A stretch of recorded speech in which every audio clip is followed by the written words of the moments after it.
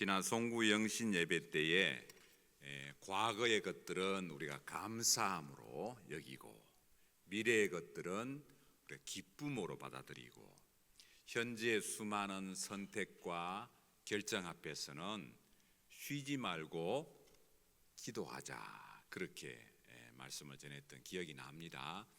올해도 여러분들이 수많은 결정 앞에서 기도하면서 또 선택 앞에서는 기도하면서 그렇게 쉬지 말고 기도하라를 삶 속에서 이렇게 살아내드리는 귀한 한 해가 되기를 원합니다. 우리가 선택하고 결정하는 일 외에도 우리가 살다가 보면 뭘 처리해야 될 일이 많지요.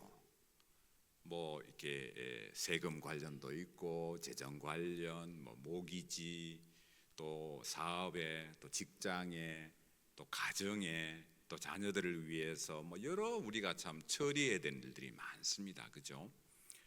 아프리카에 있다가 보면 이게 뭐 그 사람들은 전산화되어 있지가 않으니까 실컷 이제 서류 같은 거 준비해서 관공서에 제출을 했는데 가끔 관공서 가보면 이 서류가 저 천장에 닿을 만큼 쌓여 있어요.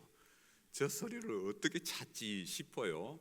그러다가 정말 참 이 불안한 예감은 틀림이 없잖아요. 또 연락이 와요. 당신 서류를 잊어버렸으니까 처음부터 다시 준비해 오시오. 그래요. 거기 뭐 서류 준비하려면 한국에 연락해서 막 받아와야 되는 서류도 있는데 그럴 때는 참 난감하지요. 그래서 이게 그런 관공서 상대하고 하는 게 참 쉽지 않아요. 그래서 이제 우리끼리 주고받는, 선교사들끼리 주고받는 얘기가 아프리카에서는 되는 일도 없고 안 되는 일도 없다, 그런 말을 해요.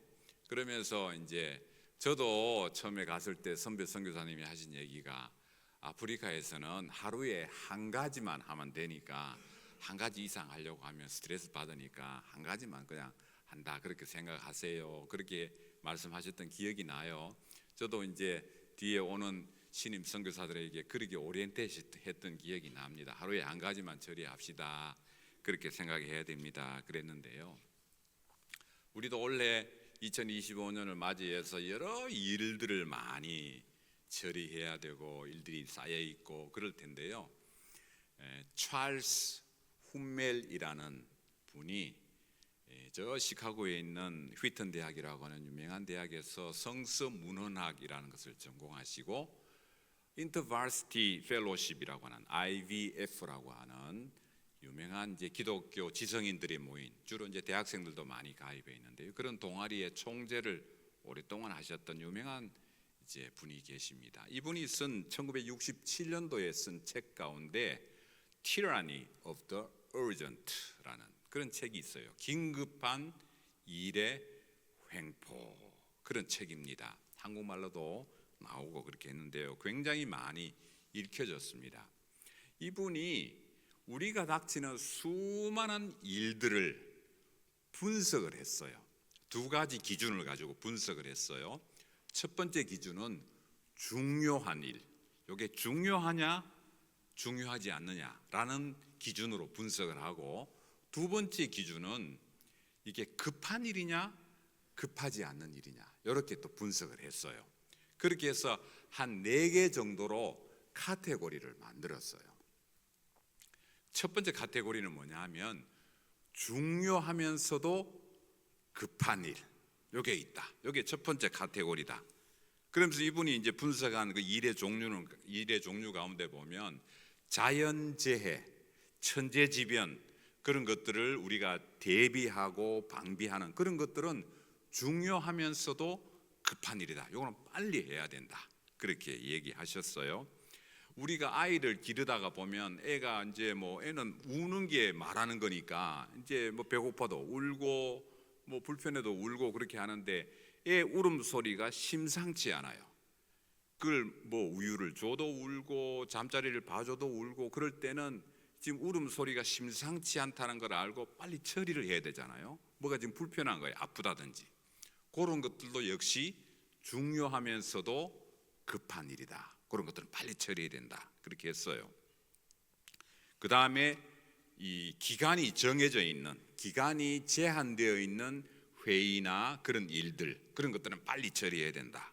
그 다음에 고장난 기계를 수리하고 하는 것, 이런 것들은 그냥 방치하면 나중에는 더 큰 사고가 나니까 그런 것들은 빨리 해야 된다. 그렇게 이제 카테고리를 했어요.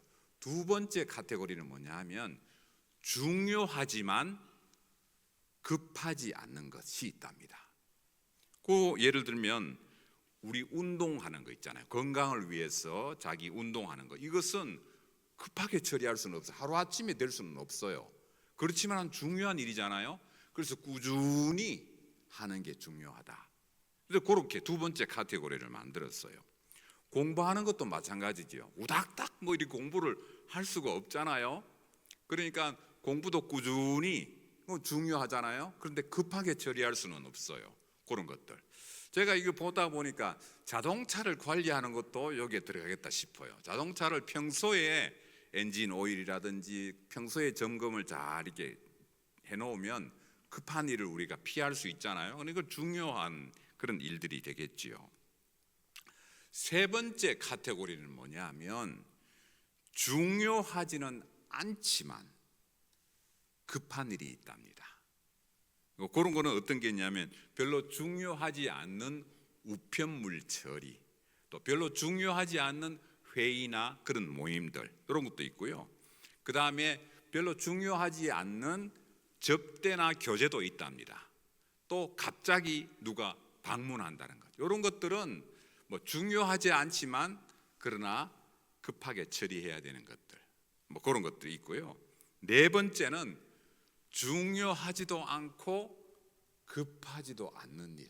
이게 마지막 카테고리. 뭐가 있을까요?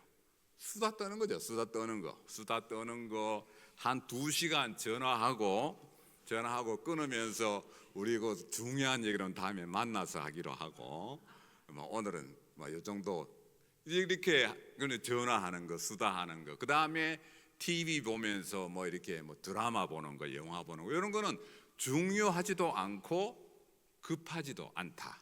이렇게 카테고리를 만들었어요. 자, 그런데 요 순서를 헷갈리면 안 되겠지요. 예를 들면 가스불 위에다가 음식을 올려놓고 전화한다고 그냥 정신이 없다는, 이거는 이제 그 중요한 일을 헷갈린 거죠. 우리가 매일 아침에 일어나서 대개 이제 업무를 보시는 분들은 아침에 카톡을 열어보지 않습니까? 그 다음에 또 이메일도 열어보지 않아요? 오면 그걸 이제 답하고 하는 게 중요한 업무죠. 저 같은 경우에도 이제 밤 한국이랑 여기랑 시차가 안 맞으니까 밤 사이에 한국에서 우리 선교 본부에서 또 중요한 이렇게 그 메일이 와 있는 경우 있어요. 그러면 그걸 답을 하고 해야 되죠. 카톡도 마찬가지고. 그런데 그게 아무리 중요하다고 급하다고 해도 우리가 아침에 일어나서 말씀을 펴고 하나님의 말씀을 묵상하는 것보다 앞설 수는 없겠지요. 뭐가 더 중요하냐라고 했을 때 우리가 영혼의 양식을 대하는 것, 이걸 제일 먼저 중요하게 생각해야 되겠지요. 우리가 살다가 보면 인간관계를 맺는 거, 우정관계를 맺는 거, 사람과 교제하는 거 중요하지 않습니까? 그래서 골프도 많이 하시잖아요. 골프하는 게 아무리 중요하고 이렇게 친구 간에 이렇게 교제하는 게 중요하다고 해서 예배 시간 다 놔두고 예배 시간에 같이 라운딩 한다고 돌아다니면 그거는 중요한 걸 잊어버린 거죠. 헷갈린 거죠. 아무리 교제하는 게 중요하다 하더라도 예배 시간 하나님과 지키시려고 한 약속을 우리가 어기면서 할 수는 없습니다. 우리 건강을 위해서는 체중 조절도 하고 음식도 중요하게 생각하고 이렇게 다 중요하게 생각하면서 우리 영혼의 건강을 위해서 좋은 음식을 먹고 영혼의 건강을 위해서 우리가 영혼을 말하자면 먹이고 기르고 관리하는 일에 소홀히 한다면 그것도 역시 놓친 거가 되겠죠. 중요한 것을. 중요한 것과 급한 일, 요게 카테고리가 있다고 그랬습니다. 중요한 것과 급한 일이라는 관점에서 우리들에게 좋은 교훈을 주고 있는 말씀이 오늘 읽은 본문입니다. 요한복음 11장 18절에 보면 예루살렘에서부터 한 5리, 우리 성경은 한 5리쯤 그렇게 되어 있는데 영어 성경에는 less than 2마일 이렇게 표현해 놨어요. 그러니까 2마일이 좀 안 되는 거리에 베다니라는 그런 마을이 있습니다. 이 베다니라는 마을은 예수님이 굉장히 자주 가셨던 곳이에요. 왜냐하면 베다니라는 마을에 누가 살고 있었느냐 하면 마르다, 마리아, 그리고 오라버니인 나사로, 이 3남매가 살고 있었어요. 요한복음 11장 5절 보면 예수께서 본래 마르다와 그 동생과 마리아를 얘기하죠. 그 다음에 나사로를 사랑하시더니 굉장히 아꼈어요. 그래서 예수님이 갈릴리에 계시다가 예루살렘으로 올라가실 때마다 꼭 베다니에 들러서 거기에 머물기도 하시고 또 식사도 같이 하시고 굉장히 친하게 지냈습니다. 성경에서 예수님이 이 사람들을 사랑했다라고 표현할 정도였으니까 굉장히 가깝게 그렇게 지냈던 그런 가족이 있습니다. 심지어 여기에서 죽은 지 나흘이 되었던 이 나사로를 예수님이 살리시기도 했지요. 또 예수님께서 마지막에 이제 그 잡히시기 전에 한 4일쯤 전에 예루살렘을 올라가실 때에 역시 이 베다니라는 이 마을에 머무시면서 이 남매들 집에 머물렀어요. 그때 마리아가 굉장히 값비싼 향유를 가지고 와서 예수님 발에다가 붓고 자기 머리털로 예수님 발을 닦고 왔던 그런 귀한 그런 일도 있었던 그런 집이었습니다. 그러니까 예수님만 모신 것이 아니고 예수님의 제자들도 다 모시고 있으니까 상당히 집도 좀 여유가 있었고 사이즈가, 그 다음에 비싼 향유를 예수님께 부어서 예수님의 장사를 미리 예비하고 했었으니까 상당히 재정적으로도 그렇게 쪼들리지 않는 그런 집이었던가 봐요. 그런 집이었습니다. 예수님의 사역을 굉장히 적극적으로 지원했던 그런 가정이고 그런 남매들이었습니다. 자, 그런 분들에게, 그런 남매들에게, 자매들에게 어떤 일이 있었는가? 오늘 본문 38절, 누가복음 10장 38절로 가보면 그들이 길 갈 때에, 그들이라는 것은 예수님과 제자들이죠. 길 갈 때에 예수께서 한 마을에 들어가심에, 이 마을은 베단입니다. 마르다라 이름하는 한 여자가 자기 집으로 초청을 했습니다. 분명히 남자인 나사로도 있었는데 나사로가 언급이 없어요. 언급이 없고 마르다가 언급이 되는 걸로 봐서 마르다가 굉장히 이제 그야말로 참 그 집을 대표하는 그런 중요한 인물이었던가 봐요. 또 연장자이기도 했고 또 나사로보다도 더 영향력이 있었던 인물로 그렇게 추측을 합니다. 예수님과 제자들 모두를 초청했으니까 뭐 열 몇 명, 뭐 많게는 20명도 이상 됐겠죠. 많은 인원들을 초청을 했습니다. 39절로 갑니다. 그런데 동생인 마리아가 예수님의 발치에 앉아서, 성경에 보니까 발치에 앉아서 그의 말씀을 듣더니 그랬습니다. 어떤 선생님이나 위에 랍비의 그 발치에 앉아서 말씀을 듣는다 하는 것은 유대 문화에서 선생님과 제자의 관계를 얘기합니다. 그런데 그때 유대 문화에서는 여자들은 제자들에 그렇게 들어가서 배우고 학생이 되고 그렇게 못했거든요. 우리도 한국도 옛날에 그랬잖아요. 여자들은 학교에도 뭐 잘 안 보내고 그랬었으니까 2000년 전으로 생각하면 그때 문화를 우리가 이해할 수 있겠죠. 그때 문화에서는 여자들이 뭐 배운다든지 그런 게 허용이 안 되는 시기인데 예수님의 발치에 앉아서 예수님의 말씀을 들었어요. 그 말은 예수님의 발치에 앉았던 제자들이나 또 그 배움을 받으려고 했던 사람들하고 섞여서 예수님의 말씀을 들었던 거죠. 날씨는 어떻더냐, 뭐 마리아야 너는 어느 팀 응원하냐, 나는 이 팀 응원하는데, 그런 스몰톡을 했겠을까요? 그러지는 않겠지요. 그 말씀을 경청했다고 하는 걸로 봐서 굉장히 중요한 말씀. 예수님은 길이요 진리요 생명이라고 본인을 소개하셨으니까 길과 진리와 생명에 대한 그런 말씀들을 나누었겠죠. 그 말씀을 마리아는 아주 경청하고 들었습니다. 40절로 갑니다. 마르다가 뿔이 났습니다. 참 성경 여러분 보면 참 재밌죠. 뿔이 나가지고 확 짜증을 내요. 마르다는 준비하는 일이 많아 마음이 분주한지라. 자, 마음이 분주했다 이 말은 성경 원어적으로 보면 이리저리 끌려다녔다 그런 뜻이에요. 이리저리 뭐 음식을 하다 보면 그러지 않겠습니까? 우리식으로 하면 밥도 준비해야죠, 전도 부쳐야죠, 국도 끓여야죠, 상도 차려야죠, 청소도 해야죠. 뭐 얼마나 일이 많겠습니까? 한두 명 손님도 아니고 뭐 여러 명 손님이 왔었으니까 흥분하고 정신이 없었단 말이죠. 그래서 마음이 그냥 굉장히 분주했다. 성경은 그렇게 표현하고 있고요. 그러니까 이제 입이 부르퉁하게 이렇게 나와가지고 예수님께 가서 이렇게 얘기했어요. 예수님, 주님, 내 동생이 나 혼자 일하게 두는 것을 생각하지 아니하십니까? 나 혼자 일하는 게 보이지도 않습니까? 뭐 그런 식이죠. 나는 지금 죽으라고 일하는데 뭐 하여튼 그런 이 짜증 섞인 원망 섞인 이 표현이 들어가 있어요. 그래서 마리아에게 얘기를 해가지고 나를 좀 도와주라고 하세요. 이런 내용이 여기 성경에 들어가 있어요. 그러니까 말하자면 예수님을 정말 환영하는 마음으로 영접하는 마음으로 극진히 초대해 놓고는 그 초대받은 예수님 그 주인공 앞에서 버럭 짜증을 낸 거예요. 자, 우리 같으면, 저 같으면, 아이고, 미안하다, 미안, 좀 미안, 소리.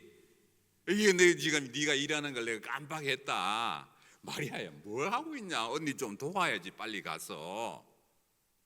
아마 제자들도 좀 이 상황에서 빨리 이제 상 나르고 이러고 뭐 닭 잡고 하는 건 니들 좀 도와라. 뭐 이렇게 예수님이 이렇게 성화를 하셨겠는데, 예수님의 대답이 굉장히 의외예요. 우리 예상하고 우리 상식하고 달랐어요. 그게 41절입니다. 마르다야, 마르다야, 2번 불렀어요. 이 2번 불렀다는 것도 이게 이 마르다를 나무라는 이 부름이 아니라 굉장히 친근함의 표현이죠. 예수님이 이 가정을 굉장히 좋아하셨고 이 세 남매의 그 환대를 굉장히 흡족해 하셨는데 이게 친근한 표현으로 부르신 다음에 마르다를 교훈하십니다. 마르다를 이렇게 깨우쳐 주십니다. 네가 일이 많아서 염려하고 좀 근심이 되었구나. 그렇게 위로를 하세요. 42절로 가볼까요? 몇 가지만 하든지 한 가지만 해도 될 뻔했는데 네가 일이 많아서 마음이 그렇게 분주하고 염려가 됐구나. 마리아는 이 좋은 편을 택하였으니 그렇게 말씀하셨어요. 좋은 편을 택하였으니 빼앗기지 아니하리라 그랬습니다. 예수님 왜 이런 말씀을 하셨을까? 이게 사람이 그냥 사람을 초청해 놓고 뭐 그냥 콧잔등이에 그냥 땀이 속속 맺힐 정도로 좀 정신없이 그냥 돌아다니는 마리아를 마르다에게 마리아는 좋은 것을 택하였으니 빼앗기지 않겠다 그렇게 말씀하셨단 말이죠. 자, 찰스 훈멜 목사님의 표현을 빌리면 이 마리아는 중요한 일을 붙드느라고 급한 일을 포기했다. 이런 표현이 되겠죠. 이 마리아는 중요한 걸 붙들었다. 그렇게 말씀하신 그런 이제 그 의미가 되겠습니다. 그러니까 다른 말로 하면 급하다고 해서 중요한 것을 놓칠 수 없다. 그러니까 이 찰스 훈멜 목사님도 이 책 제목이 Tyranny of the Urgent라고 이 급한 일의 횡포라고 했을 때 우리가 흔히 급하다고 해서 중요한 일을 놓치는 경우가 있다. 그렇게 교훈하고 있는 거거든요, 그 책은. 그러니까 아무리 우리가 급하다고 해도 중요한 것을 놓쳐서는 안 된다. 그렇게 교훈하고 있습니다. 우리가 흔히 교회에서 할 수 있는 실수 가운데 하나예요. 교회에는 보면 일들이 많아요. 특별히 이 교제하고 뭐 이렇게 대접하고 하는 그런 일들이 많잖아요. 그런 일들이 많기 때문에 오늘도 제가 아침에 와서 보니까 우리 권사님하고 집사님하고 일찍 나오셔가지고 성도들 신년 첫 주일인데 떡국 먹여야 된다 그러면서 미리 준비하시고 그렇게 하셔요. 그러니까 남들이 보기에 남들이 생각하기 이전에 나와서 준비하고 또 준비해야 이제 제 시간에 우리가 먹을 수 있잖아요. 그런 남모르는 그 섬김과 봉사가 필요해요. 그런데 어떤 경우에 보면 섬김과 봉사 이 먹고 교제하는 것 때문에 예배 시간에 준비하는 경우가 있어요. 지금 올라오셨죠? 지금 다 계시네. 예배 시간에 준비하는 경우가 있단 말이에요. 그거는 굉장히 잘못된 거예요. 우리가 뭐 그런 실수는 잘 안 하긴 하지만 우리 마음 속에라도 제가 입장을 바꾸어 가지고 제가 예수님 입장이 되어 가지고 예수님이 왜 이런 말씀을 하셨을까라고 제가 한번 굳이 한번 대역을 한번 생각해 보았을 때 이런 경우 있어요. 제가 이제 선교사고 하니까 어떤 가정에서 저를 초청하는 경우 있어요. 어떤 구역에서 초청하시고 어떤 교회에서도 초청해요.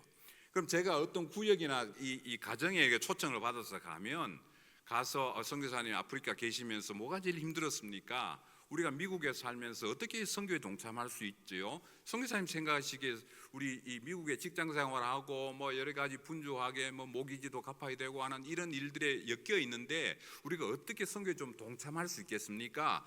그렇게 일도 안 물어보고 그냥 부엌에서 바빠요. 그 다음에 뭐 자기 동네 자랑이야. 그 다음에 조금 더 나가면 자기 자식 자랑이야. 우리 애가 뭐 이번에 나가지고 학교 대표가 됐는데요. 저는 그 사실 관심 없어요. 그게 뭐 관심이 있습니까?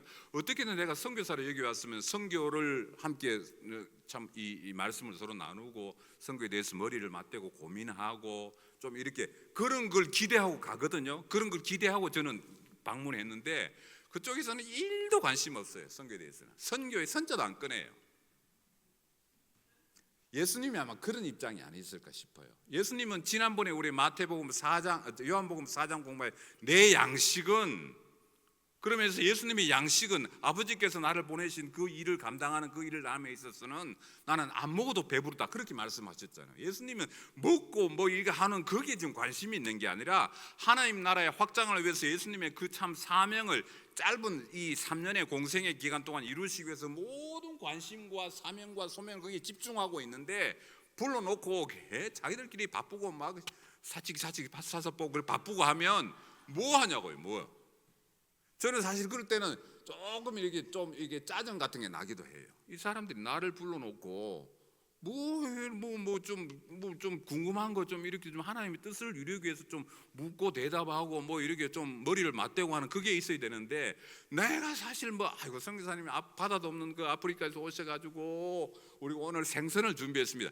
생선 요즘 나가면 사 먹으면 되는데 그 굳이 생선 안 준비 안 해도 선교사님 오셨으니까 우리가 참 어떻게든 선교에 동참하기 위해서 우리 교회가, 우리 구역이, 우리 가정이, 우리 자녀들이 어떻게 동참을 어떻게 하면 한번 가볼 수 있어요? 가면 어때요? 뭘 준비하면 돼요? 우리 마음으로 어떻게 준비하면 돼요? 뭐 어떻게 지금부터 계획을 세울까요? 뭐 이런 계획이 나야 저도 신이 나는데 그런 얘기는 안 하고 자꾸 우리 동네에는 프로야구 선수가 나왔고요. 우리 동네에는 뭐 풋볼 선수가 이 동네에 있는데요.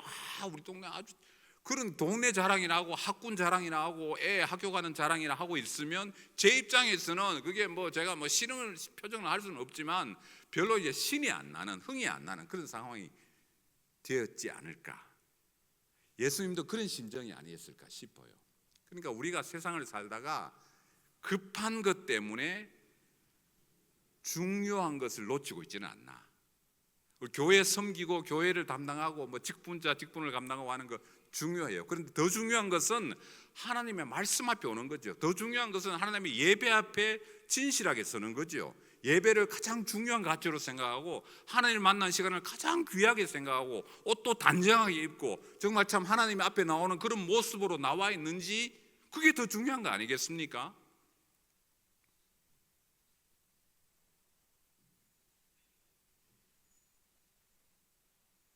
예수님이 그렇게 마르다를 타일렀습니다. 그리고는 42절에 그냥 빼앗기지 아니하리라 하시니라 하고 요 사건은 끝이 났어요. 그 이후에 마리아가 아이고 마르다가 아이고 그래요, 예수님 제가 잘못 생각했네요, 혹은 마리아가 아이고 예수님 죄송해요, 제가 언니를 도와야 되는데 뭐 그렇게 되었다, 뭐 그런 얘기가 없어요, 그 추후 얘기는. 그런데 성경을 읽다가 보면 마르다가, 이 음식 준비에 분주했던 마르다가 어떻게 바뀌었는지를 이렇게 느끼게 해주는, 짐작하게 해주는 구절이 있어요. 요한복음 12장 1절입니다. 유월절 엿새 전에, 이제 예수님의 생애, 공생애가 거의 끝나가고 마지막 예수님의 생애가 한 일주일 정도밖에 안 남았습니다. 유월절 엿새 전에 예수께서 역시 베다니에 이르시니, 다시 베다니에 오셨어요. 이건 다른 사건입니다. 다른 일입니다. 자, 베다니에 오셔서 이곳은 예수께서 죽은 자 가운데서 살리신 나사로가 있는 곳이라. 자, 나사로가 그 마르다하고 마리아 그 집에 같이 형제라고 했지 않습니까? 그 집에 다시 방문했습니다. 2절로 가볼까요? 거기서 예수를 위하여 잔치할세. 또 잔치가 벌어졌어요. 또 잔치 트라우마가 있잖아요. 잔치, 마르다는 잔치가 또 벌어졌어요. 마르다는 일을 하고 또 일을 해요. 이걸 보면 마르다는 정말 천성적인 일꾼이에요. 너무 성실하고 착하고 언니 같아요. 참 훌륭해요. 교회에 정말 이런 분들 필요해요. 마르다는 일을 하고 나사로는 예수와 함께 앉은 자 중에 있더라. 자, 나사로는 그 청중사에 끼어서 이제 대화를 하고 있지요. 그런데 이 마르다가 짜증을 냈다, 불평했다. 상황 똑같잖아요. 자기를 도와주는 사람 없고 손님들은 뒤닥쳤고 짜증을 냈다, 불평을 했다, 그런 내용이 없어요. 그냥 자기가 받은 천성대로, 천직대로, 자기가 받은 달란트대로 그냥 그렇게 섬긴 거예요. 자, 그 다음에 어떤 일이 있었습니까? 3절로 갑니다. 마리아는 사고를 칩니다. 지극히 비싼 향유, 곧 순전한 나드 한 근을 가져왔어요. 여기는 소개가 안 되어 있는데 이 표현을 한 다른 성경에 보면 이 비싼 향유의 가치가 노동자 1년 정도의 연봉이에요. 자, 미국의 하루 일당이 얼마인지, 하루의 일당을 100불이라고 치면 이스라엘에서는 하루 일당을 1데나리온이라 그랬거든요. 제자들이 계산했을 때 이 향유의 가치가 300데나리온이라 그랬어요. 그러니까 300일 동안 일해야 되는 일당이에요. 그럼 하루에 100불 잡아도 300일이면 3만 불이잖아요.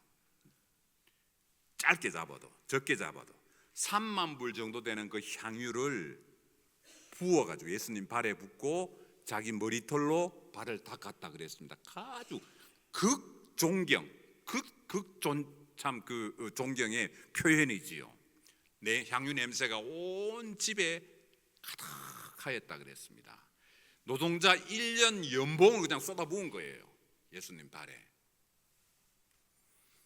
자, 그런데 그 언니인 마르다도 또 오빠인 나사로도 그 일에 대해서 불평했다. 이렇게 좀 언짢았다, 행복하지 않았다, 이렇게 좀 심기가 불편하다, 그런 표현이 없어요. 그 말은 그 일에 다 동의를 한 거죠. 이 3남매가 예수님 오시니까 예수님 발에다가 내가 향유를 붓겠다. 그러니까 언니도 동의하고, 언니는 그러니까 만족해서 음식 준비를 하고 잔치 준비를 하고.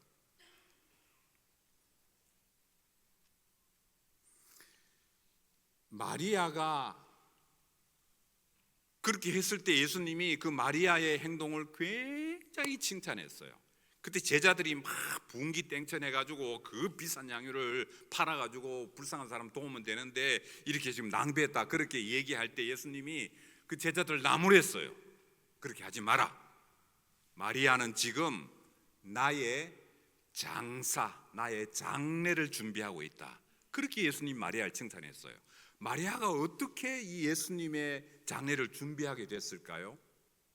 그 이전부터 예수님 발치에 앉아서 예수님의 말씀을 듣고 경청하고 예수님의 말씀에 깊이 공감하고, 그래서 제자들도 미처 깨닫지 못했던 예수님의 죽으심, 예수님의 십자가 지심을 마리아는 알고 준비한 거예요.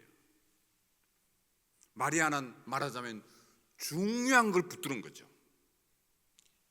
진리와 생명과 정말 참 우리에게 영원한 소명을 주시는, 영원한 사명을 주시는 그 예수님의 말씀 앞에 마리아가 경청했기 때문에 예수님의 발에 향유를 붓는 그 행동이 나온 겁니다. 그 행동이 나오면서 마르다도 그 동의한 거예요. 그 조금 전에 우리가 그 바로 절에 우리가 봤잖아요. 마르다는 열심히 잔치를 준비했다 그러잖아요. 일체 불평이 없어요. 일체 짜증이 없어요.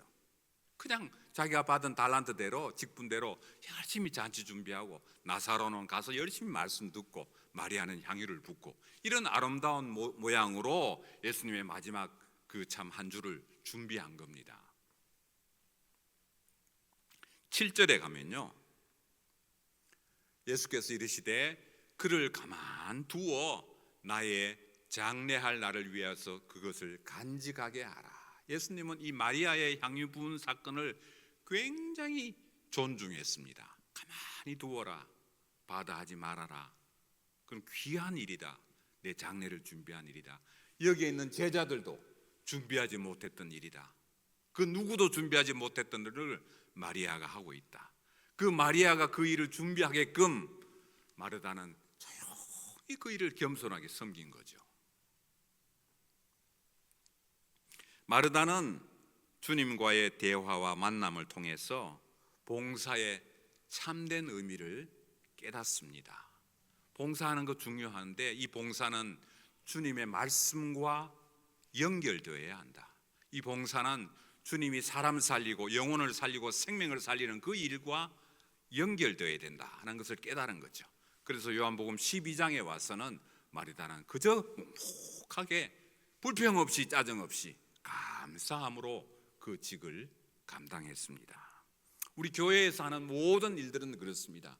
2025년 올 한 해 여러분 교회를 위해서 여러 가지 일들로 섬기고 분주하고 복잡하실 텐데요, 그 모든 일들은, 그 모든 섬김과 봉사와 나눔과 배려와 시간을 드리는 것은 모두 하나님의 말씀 중심에, 예배 중심에, 하나님이 영혼을 살리는 길과 진리와 생명되는 말씀 앞으로 연결되어야 의미와 가치가 살아나는 일들입니다. 이것과 상관없이 열심히 봉사하는 거 있잖아요. 봉사 그 자체에 그냥 재미가 들려가지고 그건 아무 의미가 없어요. 교회 앞에서는.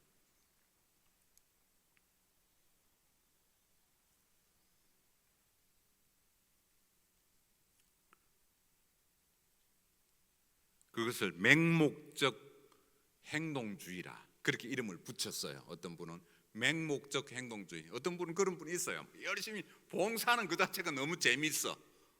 권사님, 지사님, 음식 김치 너무 맛있어요. 그게 그냥 너무 신나가지고. 그것도 좋아요. 좋긴 한데 더 중요한 일은, 교회 안에서 우리 신앙 안에서 더 중요한 일은 그 모든 섬김과 봉사가 주님의 말씀과 연결되는, 우리 신앙의 중심이 되는, 신앙의 핵심이 되는, 예배가 중심이 되는 그 사역으로 돌아올 때 가치를 발휘할 수 있다. 이런 말씀을 우리가 신년 처음 시작하는 첫 신년 주일에 말씀을 드립니다. 예배를 가장 소중하게 생각하고 하나님 만나는 시간을 가장 중요하게 생각하고 이 시간을 가장 귀하고 복되게 가치 있게 생각하는 그 말씀 중심에, 예배 중심에 2025년 되기를 주의 이름으로 축원합니다. 교회에 섬기는 수많은 일들, 수많은 것들도 우리가 말씀 앞에 하나님을 만나는 것보다 더 중요할 수 없습니다. 중요한 것과 급한 일에 우리가 헷갈리지 않도록, 순서를 혼동하지 않도록, 중요하면서도 급하지 않는 것들은 우리 눈에 잘 띄지 않습니다. 우리 귀에도 잘 들리지도 않습니다. 그래도 중요합니다.